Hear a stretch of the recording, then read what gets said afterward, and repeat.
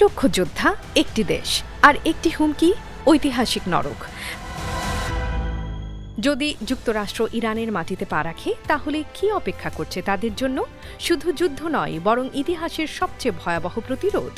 ২৮শে ফেব্রুয়ারি ইরানের আকাশে হঠাৎ হামলা, টার্গেট সামরিক ঘাঁটি, বেসামরিক স্থাপনা, সবই। কিন্তু এই ধ্বংসস্তূপ থেকেই যেন জন্ম নিচ্ছে এক নতুন আগুন। তেহরানের সংবাদ মাধ্যমের দাবি, সম্ভাব্য মার্কিন স্থল অভিযানের জবাবে প্রস্তুত ১০ লাখেরও বেশি ইরানি যোদ্ধা। এটি শুধু একটি সংখ্যা নয়, এটা এক মানসিকতা। আমরা পিছু হটব না। ইরানের তরুণ সমাজে এখন এক অদ্ভুত উত্তেজনা। স্বেচ্ছাসেবকদের ঢল নেমেছে বাসিজ ও আইআরজিসি ক্যাম্পগুলোতে। প্রতিটি প্রশিক্ষণ কেন্দ্রে একটাই কথা, দেশের জন্য লড়তে হবে শেষ পর্যন্ত। তাদের দাবি, যদি যুক্তরাষ্ট্র ভুল করে স্থলযুদ্ধের নামে, তাহলে ইরানের মাটি হয়ে উঠবে তাদের জন্য এক ঐতিহাসিক নরক। এদিকে সবচেয়ে বড় টেনশন, স্ট্রেইট অব হরমুজ। বিশ্বের জ্বালানি সরবরাহের লাইফলাইন বলা হয় এই পথকে। ইরানের বার্তা পরিষ্কার, এই রুট খোলা থাকবে না বন্ধ হবে সেটা নির্ভর করবে পরিস্থিতির ওপর।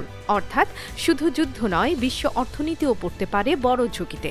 এরই মধ্যে একাধিক ক্ষেপণাস্ত্র হামলা চালিয়ে ইরান দেখিয়ে দিয়েছে তারা শুধু কথায় নয়, কাজে বিশ্বাসী। টার্গেট মার্কিন ও ইসরায়েলি স্থাপনা, বার্তা আমরা প্রস্তুত। এখন প্রশ্ন একটাই, এটা কি শুধু শক্তি প্রদর্শন, নাকি সত্যিই আসছে এক ভয়াবহ সংঘর্ষ? ইতিহাস বলছে, এমন উত্তেজনা অনেক সময় যুদ্ধের আগমনী বার্তা। যখন প্রশ্ন আসে সার্বভৌমত্বের, তখন কোনো দেশই সহজে মাথা নত করে না, ইরানও না। তাহলে মার্কিনদের জন্য কি সত্যিই অপেক্ষা করছে এক ঐতিহাসিক নরক? আপনার মতামত কি? কমেন্টে জানান। আন্তর্জাতিক ডেস্ক, বাংলা ভিউজ।